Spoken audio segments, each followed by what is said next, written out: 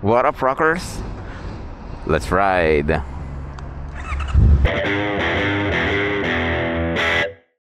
So biyahe tayong Tagaytay today and papunta tayong Hill Barn.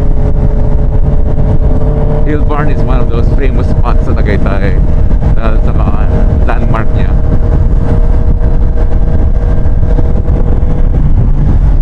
Maganda yung pagkakadesign niya, guys, eh. So restaurant and events place siya.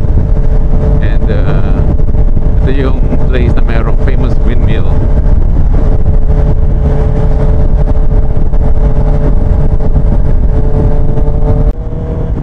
Going to Tagaytay from my place, maraming different routes. So one is Aguinaldo Highway, and next is this one.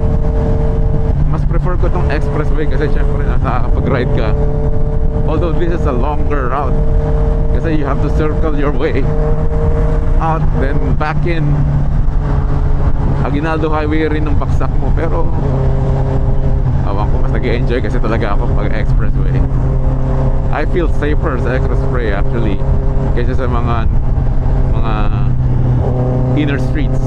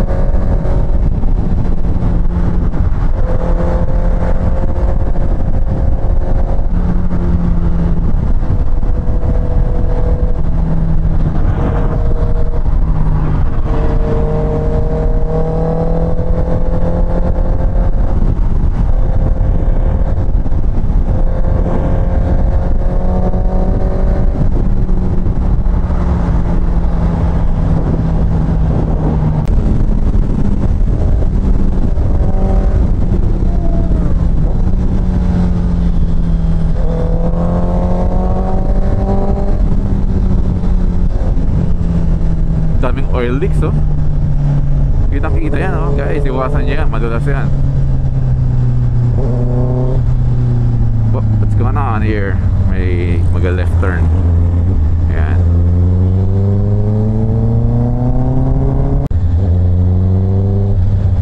So guys, pag nandito kayo sa may Aguinaldo Highway, ang landmark is itong Jollibee and itong Flex Fuel na gas station.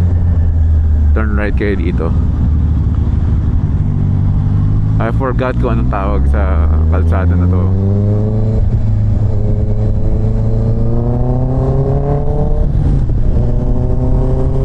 Pero pagdating mo dito, malapit ka na sa Hill Barn. Actually, it's because of this road, mas marami tayo na explore.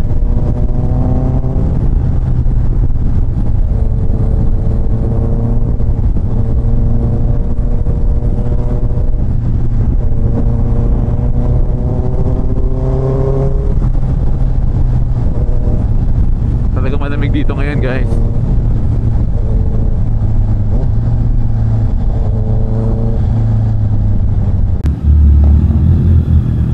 Ito ang famous Hill Barn. Famous siya dahil dito, pero sarado pa. So sarado pa, guys, yung Hill Barn. Try natin siya balikan mamaya para magkape. Pero ngayon nahanap muna tayo ng makakainan dahil dome goods na tayo.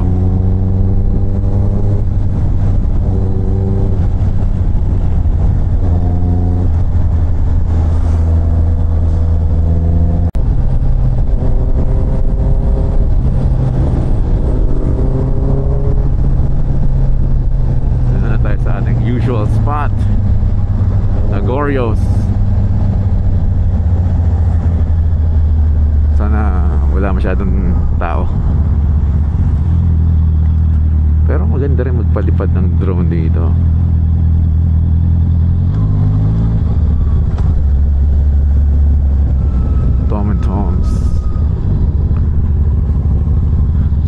maraming tao sa Tom and Tom's. Dito tayo, ayaw natin dyan. Dito tayo, konti lang ang tao. Sarado rin ba itong Gorios? Open. Nice.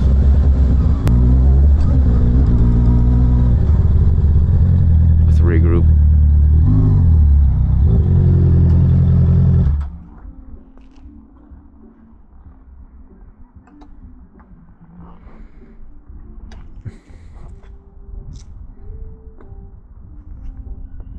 Breakfast lang tayo saglit dahil sarado pa si Hill Barn. Pakita ko lang sa inyo itong lugar na to. Actually nakita nyo na to before, pero tinetesting lang rin natin itong drone natin.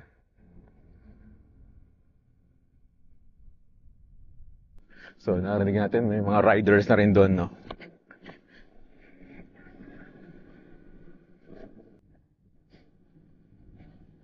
So guys, kaya pinupuntahan tong lugar na to dahil because of this view. Kita nyo naman yan, di ba? Ang ganda ng view.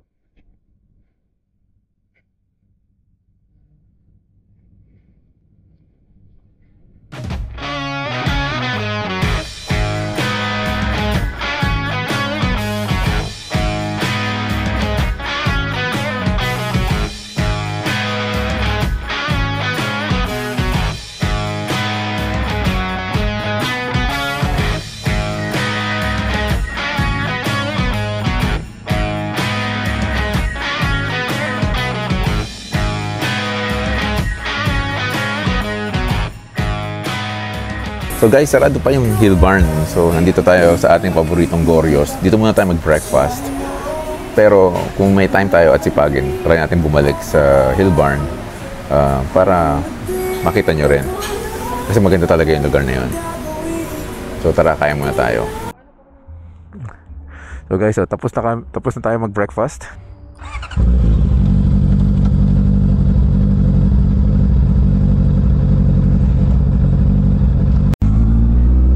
9:54. Pwede na yan. Nakikisama yung weather. Pag ganyan makulimlim yung weather, pwede tayong mag-Hill Barn.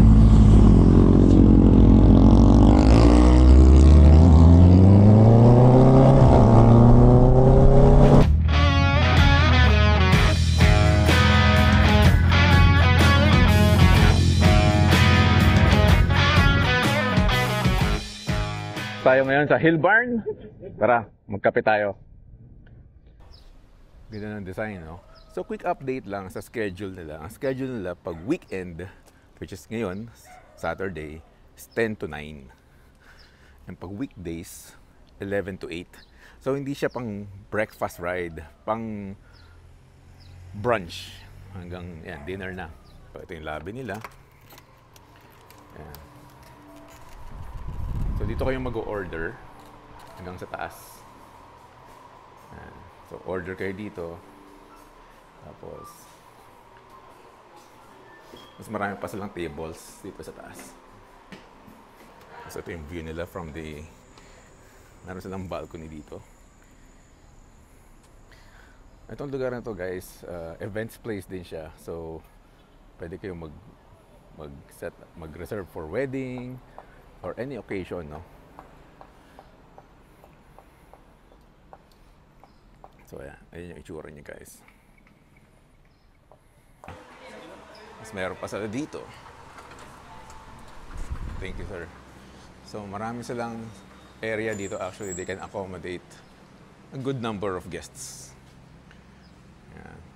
So, kung mahilig kayo sa Instagrammable sites, this is a place for you guys to consider. So, guys, maganda yung weather. Hindi ganun kainit. Kaya we decided to drop by here after our breakfast. Dumating tayo dito kanina, medyo maaga.